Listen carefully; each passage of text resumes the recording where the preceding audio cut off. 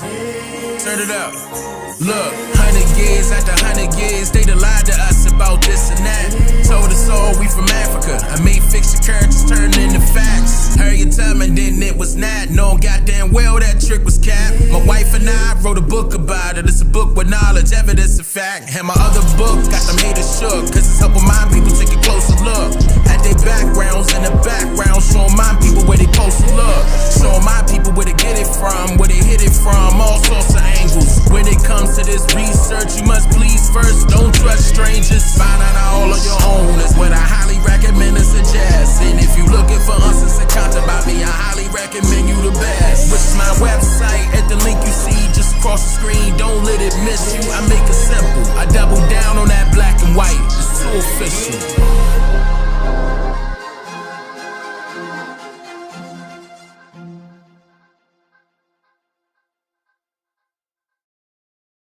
I don't know, a lot of these black guys today, these gangster type guys, they all got names like that they make up for themselves.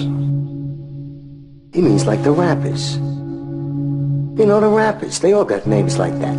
Snoop Doggy Dogg, Ice Cube, Q-Tip, Method Man.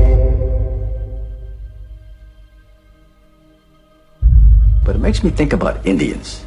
You know, they got names like Red Cloud, Crazy Horse, Running Bear, Black Elk.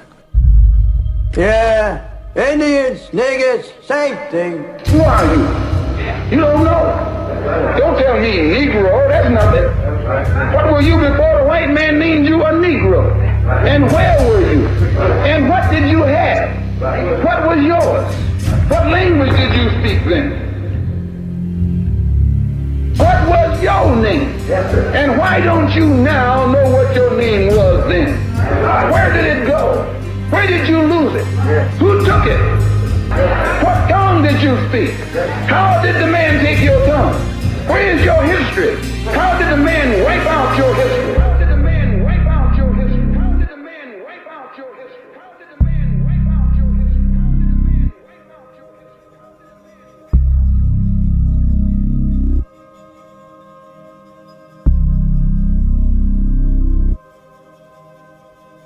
So if they stole them from Africa, then they would have to take them back to Africa.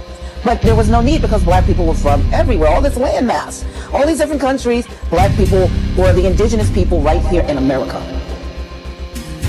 I meet somebody and he piss and throws piss in my face. Mm-hmm. That's not civilized. Right. Him wanting to attack me for no reason is not civilized. But you know what? People attack people for no reason in the name of civilization. That's true too, but I'm talking about that's from a big perspective. That means I'm coming to conquer I'm coming to conquer your country. And that part, I'm coming to be your friend. I'm coming to civilize you to brotherhood. But you know what? Family. Look what happened with when you think about indigenous people. The story they've been befriended and then we're the indigenous people. You know why? Because they got us here.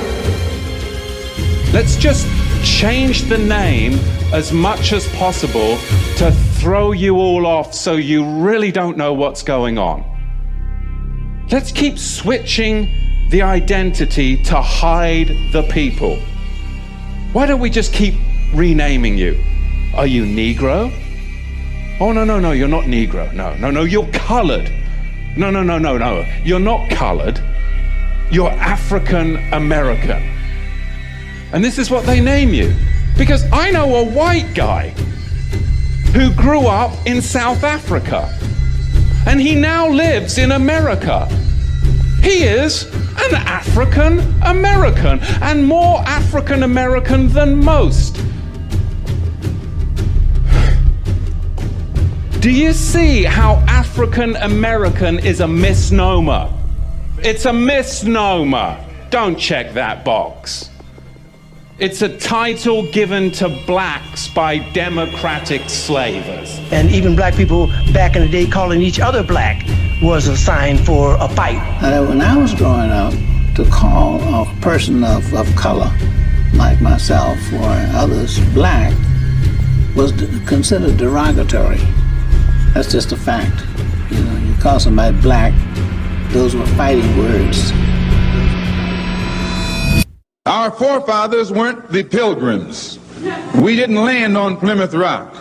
The rock was landed on us.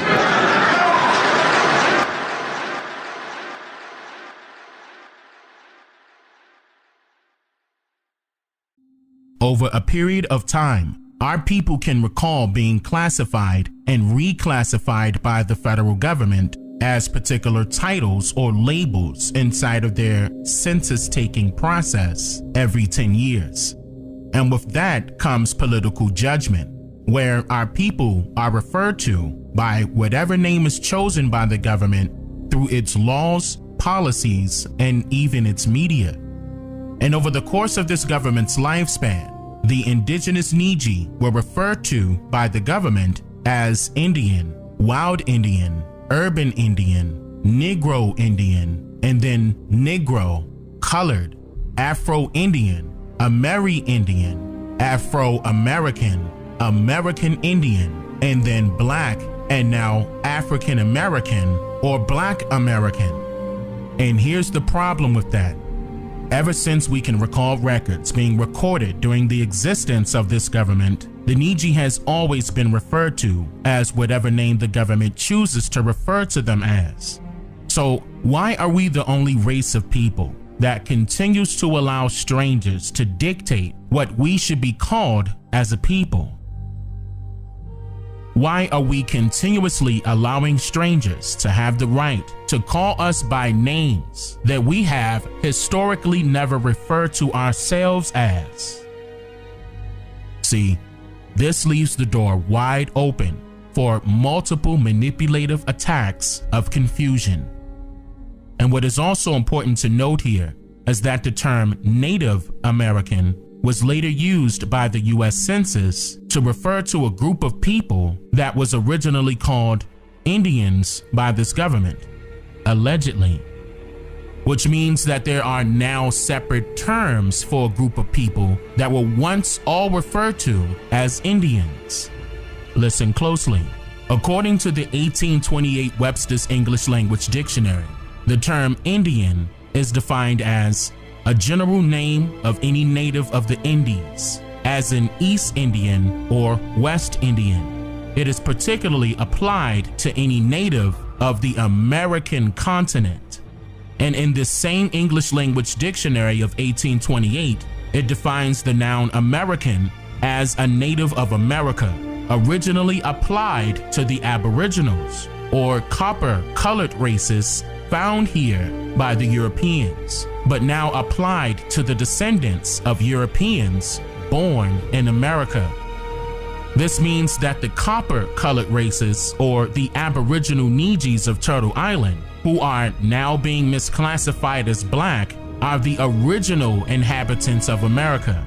But since small to large migrations of foreigners from other continents became a viral trend during the early 1800s, the identities of the Niji were replaced by incoming foreigners. And then everyone residing in America was later referred to as Native Americans. But how is it that all of a sudden, a group of people that were not genetically nor historically associated with the term Indian in its entirety are now somehow referred to as Native Americans as their classification of race by the US Census?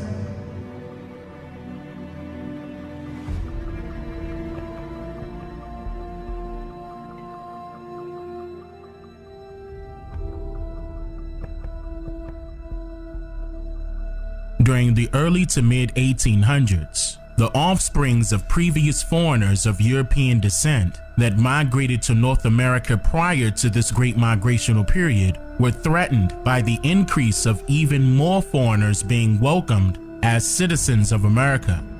These people were referred to as nativists, which carried a lifestyle of prejudice and bigotry, racial discrimination, radical political views, and biased religious beliefs. As more immigrants flocked to North American shores, migrating to cities and towns all across the East Coast, the nativist beliefs turned deadly by causing riots to arise in attempts to greet the newly incoming foreigners with resistance. For example, in July of 1844, it was said that a riot took place in the city of Philadelphia, where a large group of nativists burned down 2 Catholic churches and a Catholic school. killing 20 or so people in the process.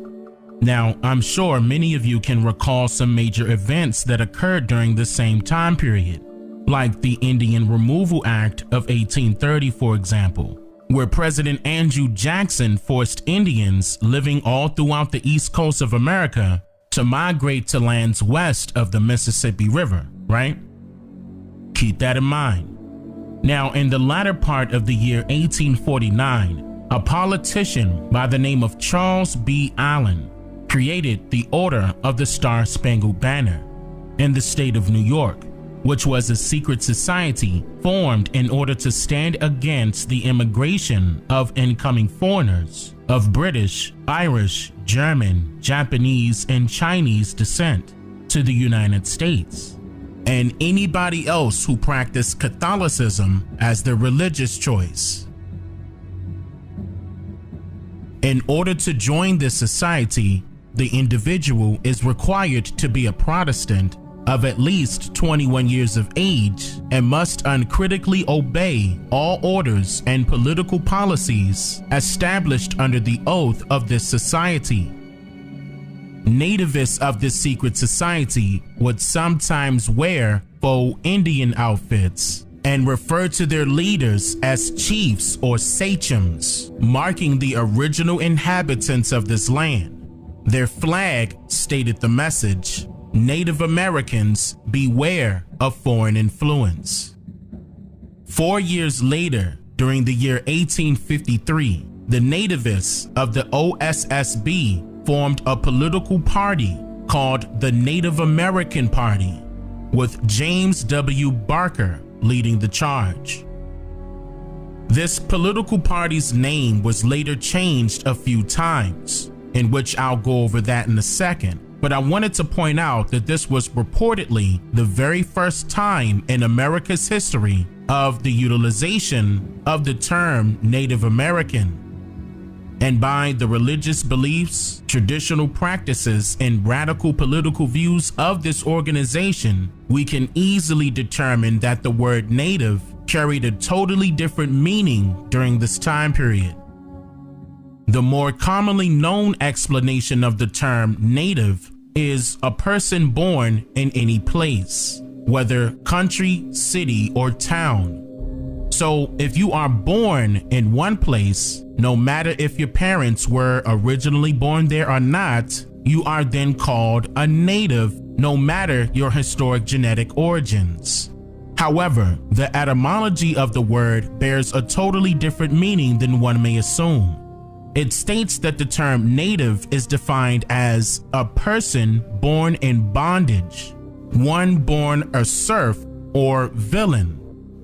A serf is an agricultural laborer bound under the feudal system to work on his lord's estate.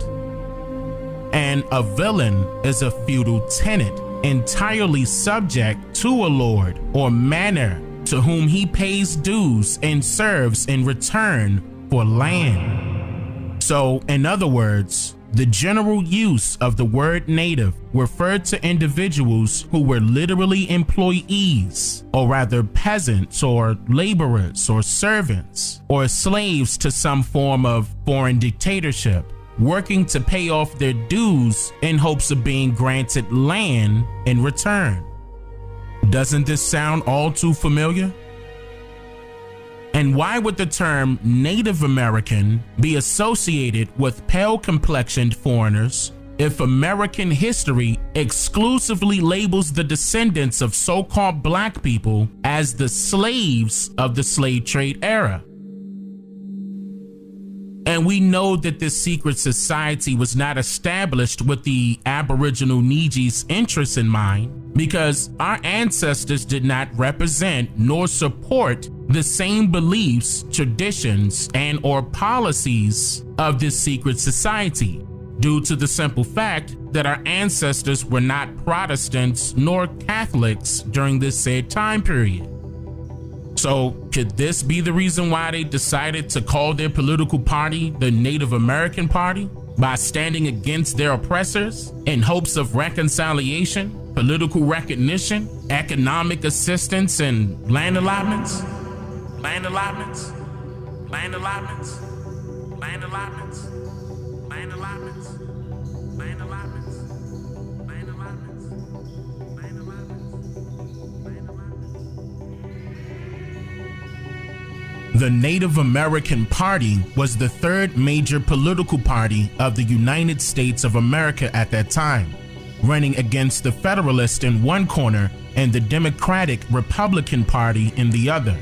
It was said that members of this party responded to questions from the press with, "I know nothing," which led to the organization earning the popularized nickname the Know Nothings by New York Tribune founder Horace Greeley. Smithsonian Magazine wrote, "The Know Nothing Party included more than 100 elected congressmen, 8 governors, a controlling share of half a dozen state legislators from Massachusetts to California, and thousands of local politicians. Party members supported deportation of foreign beggars and criminals, a 21-year naturalization period for immigrants, mandatory Bible reading in schools, and the elimination of all Catholics from public office.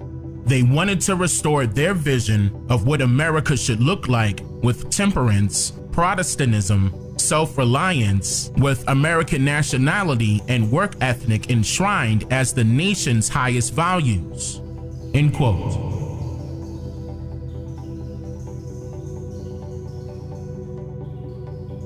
I know nothing about QAnon. I just told you. I know very little. You told me, but what you tell me doesn't necessarily make it fact. I hate to say that. I know nothing about it. I don't know who the Proud Boys are. I mean, you'll have to give me a definition because I really don't know who they are. I can only say they have to stand down, let law enforcement do their work.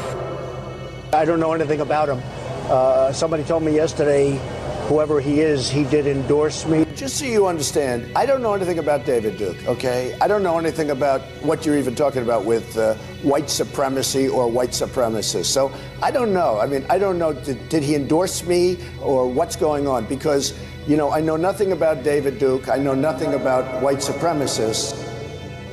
I know nothing about Russia.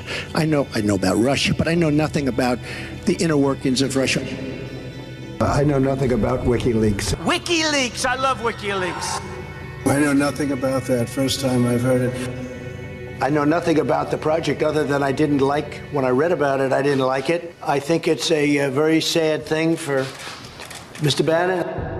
I could perhaps ask Tony about that because I don't know anything about it. I mean, you say we did that. I don't know anything about it.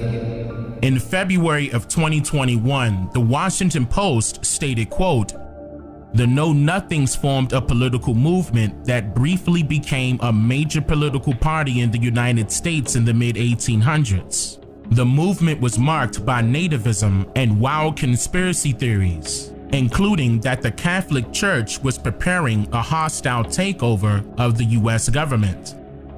But was this all really just a conspiracy theory, or has it already been proven to be true when Pope Pius IX, born Giovanni Ferretti, who was the head of the Catholic Church from 1846 to 1878, which is the longest papal reign recorded to date, approved the unanimous request of American bishops that the Immaculate Conception be invoked as the patroness of the United States of America on February 7th, 1847? Leave your comments down below and tell me what you think. On the date of August 24th, 1855, in a letter to Joshua F. Speed, Abraham Lincoln shared his opinion of the Know Nothing Party by stating the following: "I am not a Know Nothing, that is certain. How could I be? How can anyone who abhors the oppression of Negroes be in favor of degrading classes of white people? Our progress in degeneracy appears to me to be pretty rapid. As a nation, we begin by declaring that all men are created equal. We now practically read it, all men are created equal except Negroes. When the Know Nothings get control, it will read, all men are created equal except Negroes and foreigners and Catholics. When it comes to this, I should prefer immigrating to some country where they make no pretense of loving liberty. to Russia, for instance, where despotism can be taken pure and without the base alloy of hypocrisy. What is very important to note here is that Lincoln shared his frustration with the know-nothings, and he also details that he stands against the oppression of Negroes, admitting that it does in fact exist, and he much rather migrate to another country where class discrimination is absent.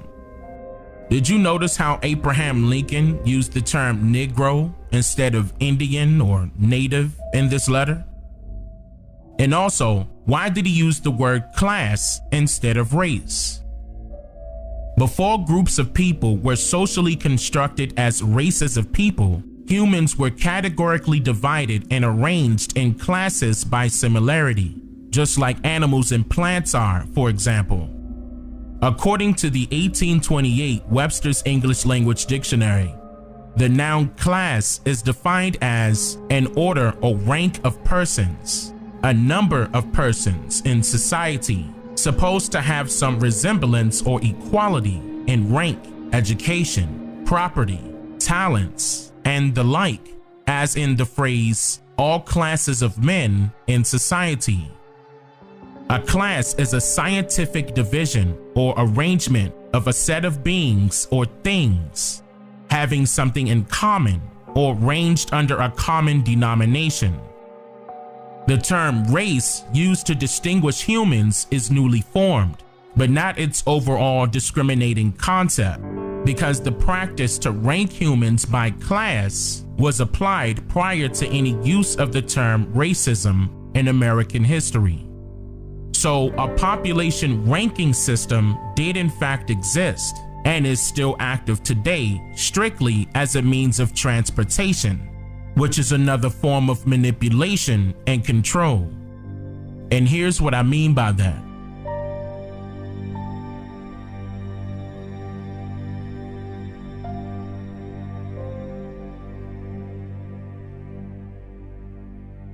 Now, some of you have subscribed to the definition of the word transportation, referring to objects or things utilized for the purpose of moving objects, things, or people from one place to another. But according to the etymology of the noun transport, it is also, quote, a state of being carried away by overwhelming emotion. Listen closely. When transport is used as a verb in this sense, it means to hold someone spellbound. So in other words, transportation is another way of saying rapture or trance or ecstasy, which is a mystic state of being beyond self-control. And in most cases, being beyond self-control also refers to you not being in the driver's seat of boats, ships, buses, taxis, planes, and underground railway systems for that matter. It could also be referring to a story in a book that places the reader into a trance that allows them to travel and experience new beginnings and new worlds by the use of their imagination. This state of being beyond self-control can also be referring to an individual that has been arrested and is serving time in jail, because that is literally a person that's in a state of being beyond their control. According to the National Archives of the UK, transportation has been used as a form of punishment since 1717. Under the Bloody Code, courts were looking for a punishment which was not as extreme as hanging, but tougher than a fine. In the absence of proper prisons, transportation was the answer and was used for over 100 years. In the 18th century, convicts were transported to America. After U.S. independence in 1776, however, this option was closed and the British government looked for another destination. Yeah, okay. Australia had been mapped and claimed as British territory in 1770, so convicts began to be sent there. From 1787 to 1857, 162,000 British convicts were transported to Australia. 7 out of 8 of these were male, Some were as young as 9 or 10. Some were over 80. Many political prisoners were transported, including Luddites, Chartists, the Toll Puddle Martyrs, and Irish nationalists. End quote. So, the incoming foreigners to America between the 1700s and the 1900s were considered criminals, or rather peasants, by the countries of origin they were expelled from. And the punishment was to be transported to foreign parts of the world that foreign governments somehow managed to claim ownership of by remote control. This also exposes why the U.S. Census utilized the classification free whites on the 1790 census and up until the 1840 census. And the description of these people is also a perfect match with who Dr. Martin Luther King Jr. made reference to during this meeting. At the very same time that America refused to give the Negro any land, through an act of Congress, our government was giving away millions of acres of land in the West and the Midwest, which meant that it was willing to undergird its white peasants from Europe with an economic floor, which meant that it was willing to undergird its white peasants from Europe with an economic floor. But not only did they give the land, they built land-grant colleges with government money to teach them how to farm. Not only that, they provided county agents to further their expertise in farming. Not only that, they provided low interest rates in order that they could mechanize their farms. Not only that, today many of these people are receiving millions of dollars in federal subsidies not to farm, and they are the very people telling the black man that he ought to lift himself by his own bootstraps. And this is what we are faced with. And this is the reality. Now, when we come to Washington in this campaign, we're coming to get our check, These foreign peasants or criminals of other countries later became who was known as the nativists of the 1850 period that I mentioned earlier in the segment. And they encountered many obstacles while attempting to survive in unfamiliar territories of America, like attempting to validate themselves as residents, for example, because of the millions of the indigenous Niji already inhabiting Turtle Island and governing themselves just fine, all while controlling the trading system of their crops grown and other useful resources.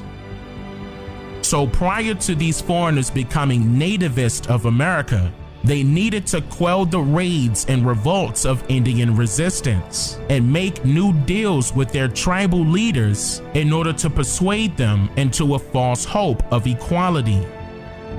Peace treaties were written as promissory notes of the foreigners to the Indians, asking for their agricultural assistance while promising that all men are created equal in return. But it's quite obvious that promise was broken due to the systematic implementation of foreign policies and international laws of foreign countries, and by the use of social engineering experiments, like, for example, making the Indians disappear without having to actually remove them physically. How would you do that, you ask? Well, again, by means of transportation.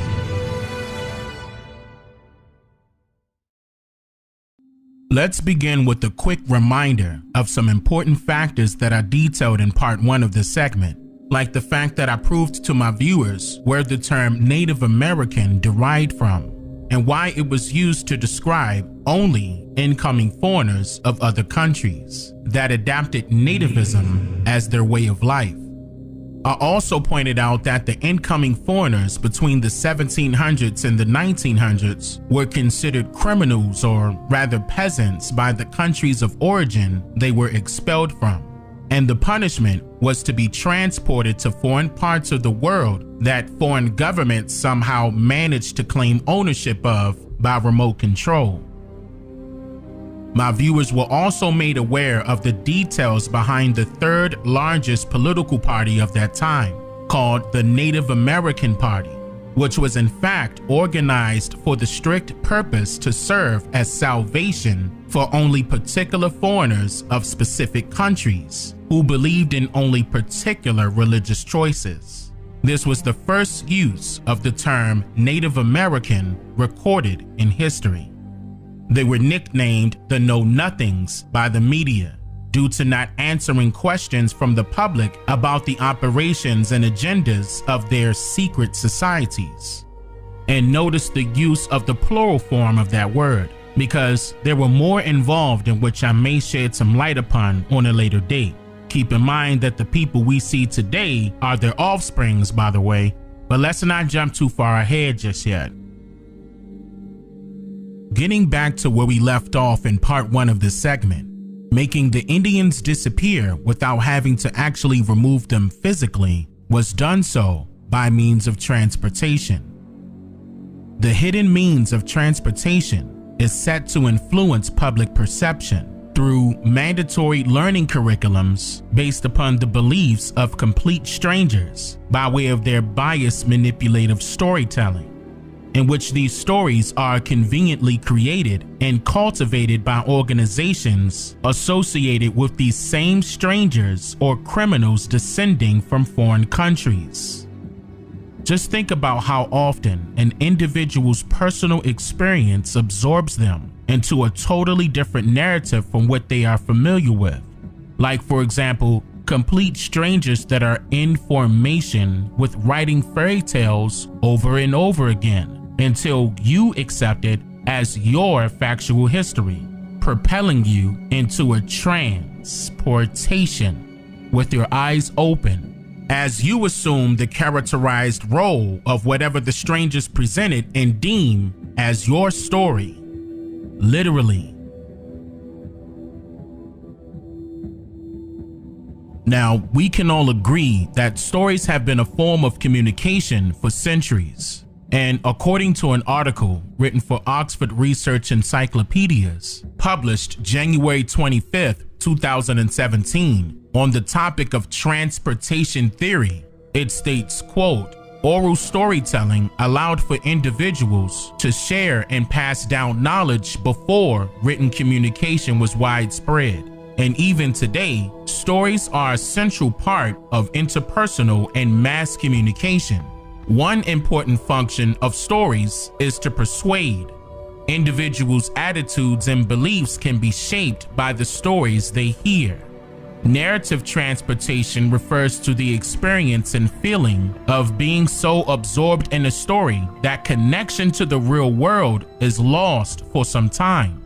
Transported recipients may lose access to real-world knowledge, making them susceptible and more likely to adapt their real-world beliefs and behaviors to be more consistent with the story to which they are exposed. Transportation theory suggests several mechanisms to explain this phenomenon, including reduced counter-arguing, connections with characters, heightened perceptions of realism, the formation of vivid mental imagery, and emotional engagement." End quote. So in other words, the further you are away from reality, the more difficult it becomes to determine what is real from what is virtual real, which is more commonly pronounced as virtual. According to the 5th edition of the American Heritage Dictionary of the English language, the word vir means a male person, a man, or husband. The word virtual is defined as having the essence or effect of, but not the appearance or form of. Listen closely. The word virtual is used to determine when something only exists in the mind, especially as a product of imagination. And we know this to be true because, for example, a virtual reality game is based on computer software programming that enables a user to play a simulation of life, meaning that it's not real.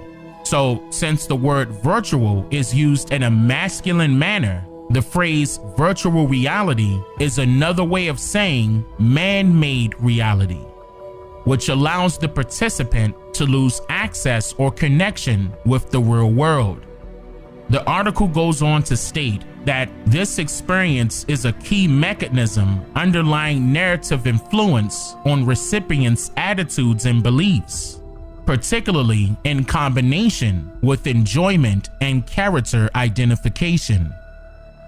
I'll give you an example of this combination of enjoyment and character identification, like Harriet Tubman and Nat Turner, for instance, which are both heavily campaigned fictional stories that were narratively transported through acts of Congress into a particular generation's reality by way of indoctrinating school curriculums following orders of the government.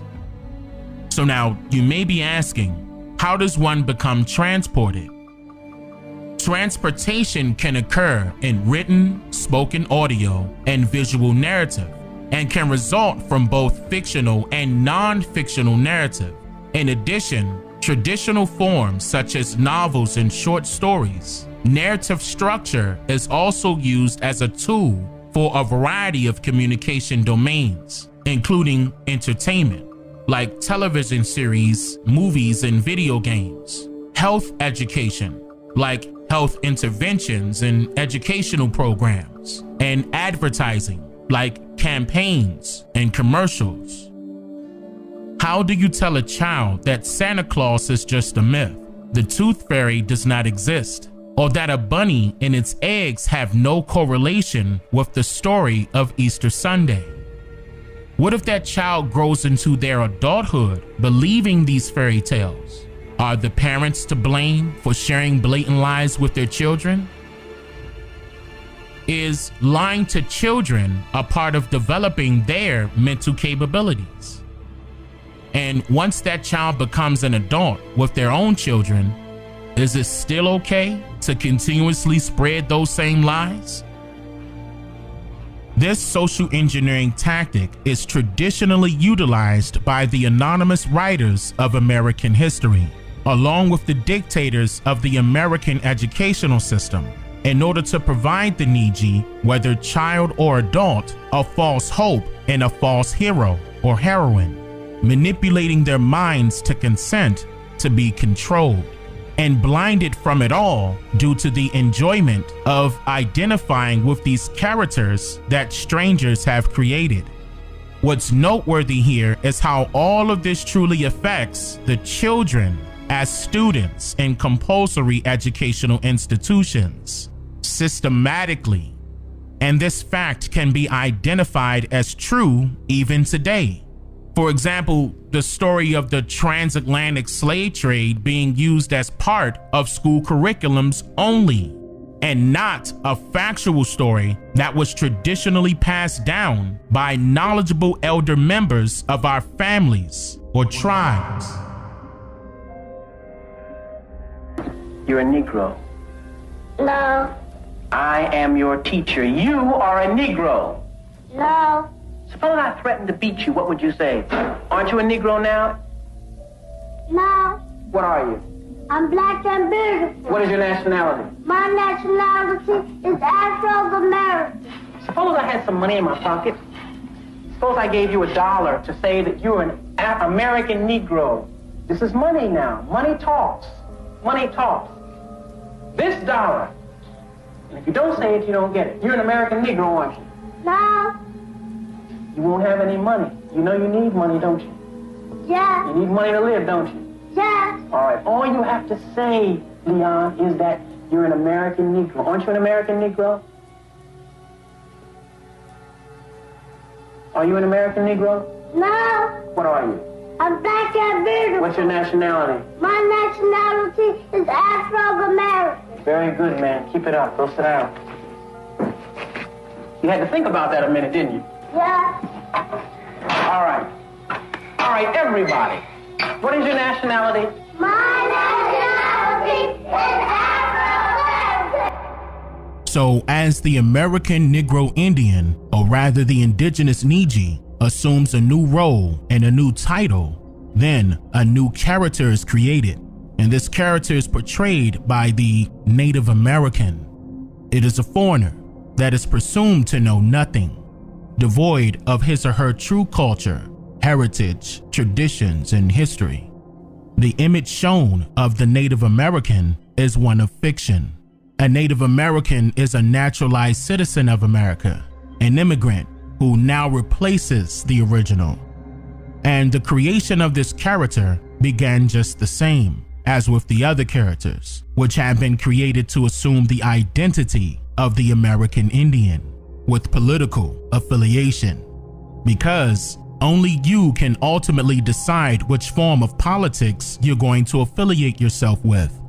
Whether it's being politically correct, for example, when you consent to terminology strangers choose to use to describe you, or which eye of the snake of flashing light parties you choose to be amazed by.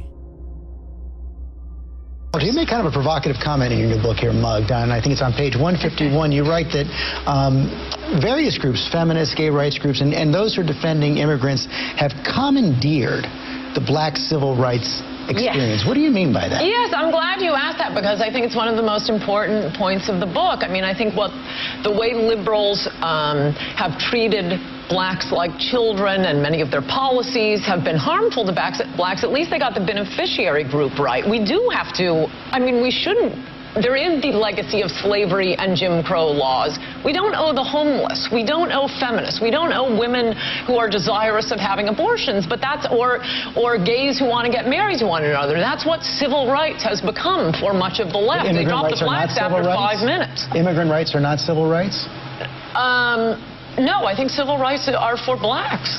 See, this is essentially the problem, and the Republicans don't understand. What have we done to the immigrants? We owe black people something. We have a legacy of slavery. Immigrants haven't even been in this country. But you see, most of us are either immigrants or are the descendants of immigrants, and we understand that not everybody, there are Native Americans in, but we understand in this country, we understand in this country,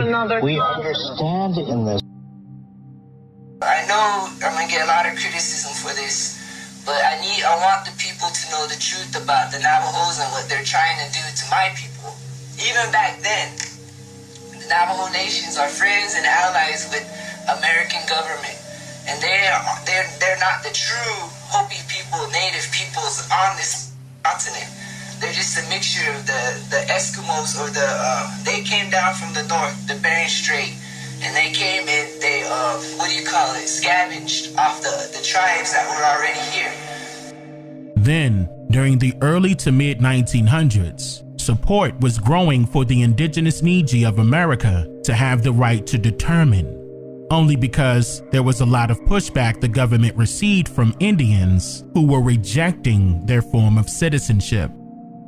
For example, in a letter addressed to then President Calvin Coolidge by Indians of the Six Nation Confederacy, it states, quote, "To our white brother, we the Indians of the Onondaga tribe of the Six Nation Confederacy of New York State, after giving due consideration to the Snyder Bill, which was presented in the U.S. Senate in June 1924, in which the Snyder Bill dwells on the subject of the future and immediate destiny of the Indians as a whole who now reside on reservations in the state of New York, and who in general and collectively speaking are not in any way capable of taking up the responsibilities of citizenship, such as which the aforesaid Snyder Bill is designed to enforce on the Indians." The term Indians is used in this case as meant all of the Indian inhabitants who reside on the present reservations of today, the young and the old,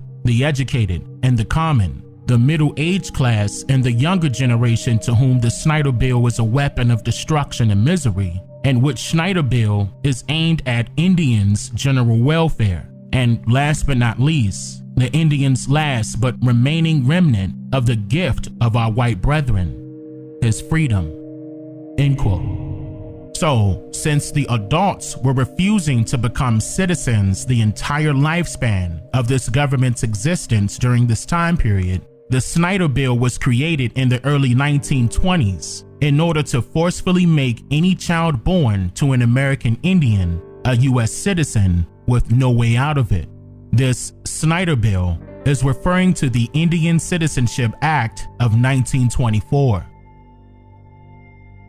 On the date of June 2nd, 1924, an act to authorize the Secretary of the Interior to issue certificates of citizenship to Indians was approved, stating, quote, that all non-citizen Indians born within the territorial limits of the United States be, and they are hereby declared to be citizens of the United States, provided that the granting of such citizenship shall not in any manner impair or otherwise affect the right of any Indian to tribal or other property.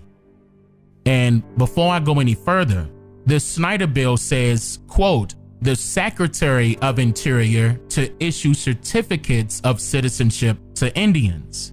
So if they actually issued out these certificates of citizenship to the Indians, then Indians would have physical copies of this document, right?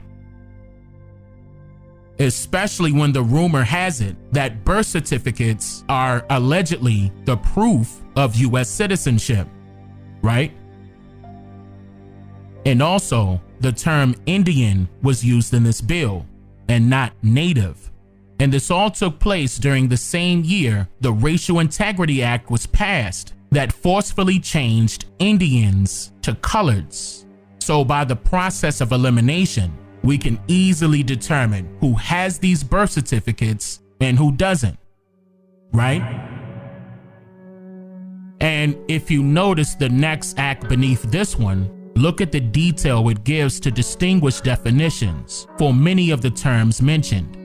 And within this one, it does not. It does not. It does not. It does not. It does not. It does not.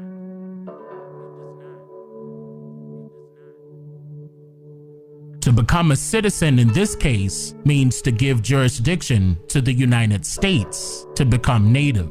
It implies that an individual must abide by their courts and their laws, giving away power and allowing some unforeseen stranger to legally make decisions and judgments on their behalf. And this power of attorney does define in large contexts what this means. It is free range of all legal decisions and judgments, which includes an abstract of judgments, which can be used to remove the remaining power that Indians have to all real estate and Indian-owned private lands. So, what is this abstract of judgment?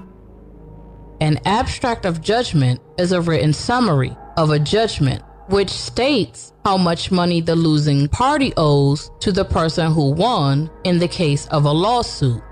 The purpose of an abstract of judgment is to create a public record and create a lien or claim, if necessary, on any real estate owned or later acquired by the loser, located in the county in which the abstract of judgment is recorded. The American Indians knew that assuming a different identity would conflict with matters and contracts already in play. And that is why they originally rejected the U.S.'s offer of citizenship. They wanted the right to decide, a right to determine how they would govern themselves. The Snyder Bill only gave them the right to tribal or other property. And this is why self-determination was so important. According to Cornell Law School, self-determination denotes the legal right of people to decide their own destiny in the international order. Self-determination is a core principle in international law.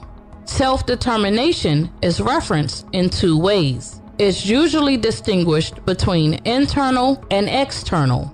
And according to Cambridge University Press, in an article published July 3, 2013, labeled Internal Self-Determination in International Law, a Critical Third World Perspective, it states, the idea of self-determination was a complex of ideas rather than a single concept. Thus, the principle of internal self-determination, or self-determination on the national level, should be distinguished from that of external self-determination or self-determination on the international level.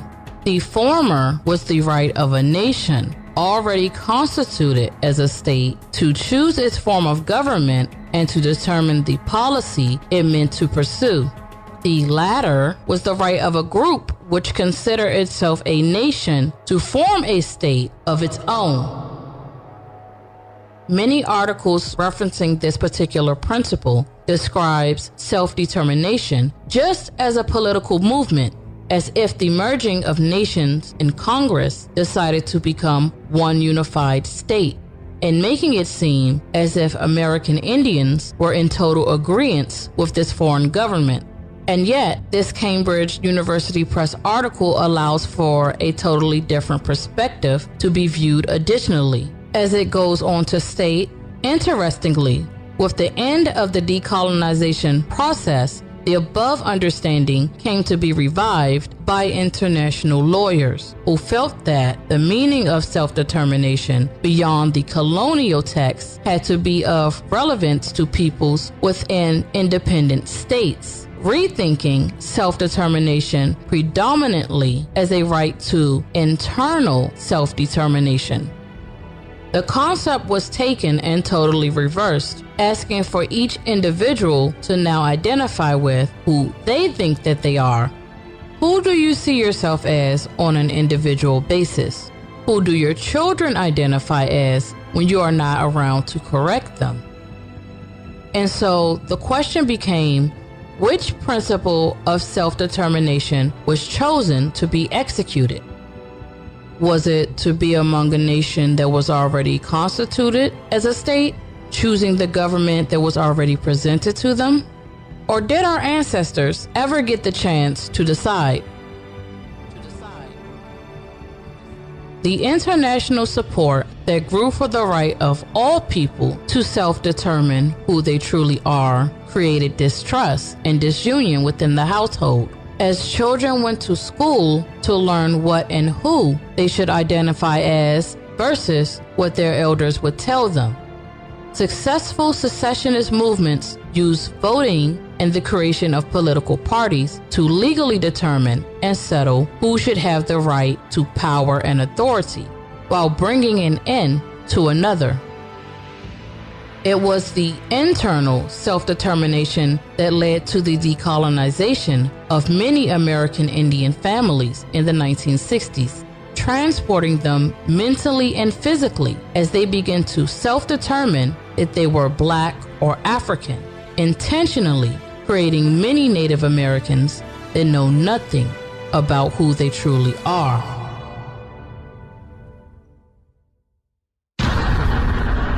I'm just here to make you think.